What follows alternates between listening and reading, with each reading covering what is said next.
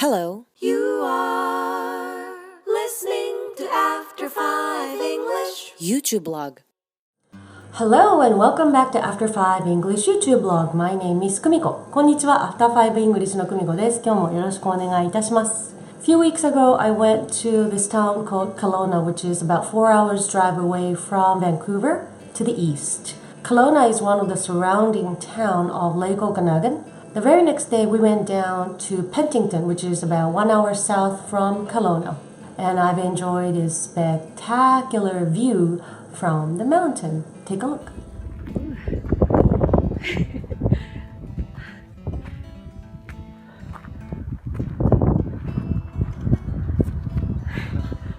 I'll just take you out of breath. And here we are. Whoa! This is pretty.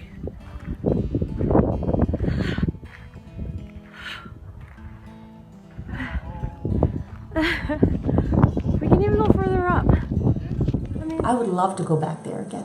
もしバンクーバーに長期滞在されているんでしたらですね、季節はオフシーズンになってしまうんですけれども、ぜひケローナとかオカナガン、レイクオカナガンあたりの町に行くことをお勧めします。バンクーバーとは違ったブリティッシュコロンビアが見れるんじゃないかなと思います。Anyways、おはようございますって言いますよね。おはようございますっていう人もいるけど、おはようございますって言ってスの音がスって消えたりとかしますよね。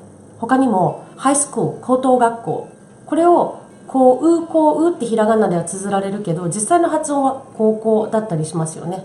英語の綴りも綴りはそう書いてあって思わず発音したくはなってしまうけど、全てが全て、特に英語とかフランス語は綴り通りに発音されているわけではなくて、本当に綴りと発音が違う。要は目で見ても耳で聞くものが合致しないことがあると思うんですよ。そこは本当に慣れていく必要があるし、自分の耳を信じてあげる必要もあるんじゃないかなと思います。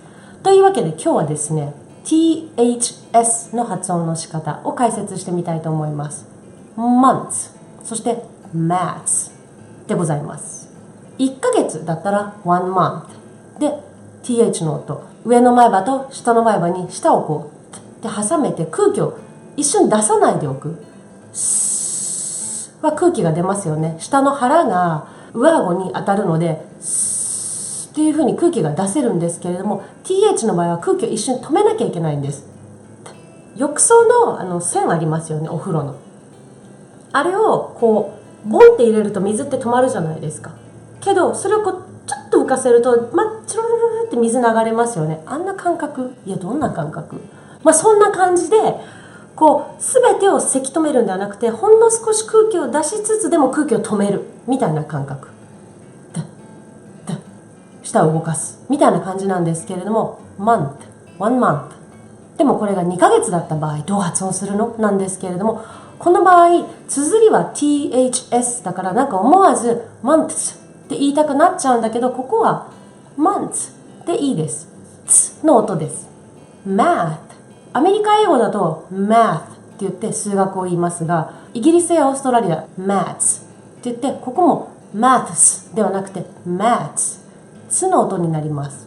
ちょっと応用すると洋服 clothes、 これは CLOTHES だからどうしても clothes って言いたくなっちゃうんだけど、音的には clothes、 DS の音でいいです。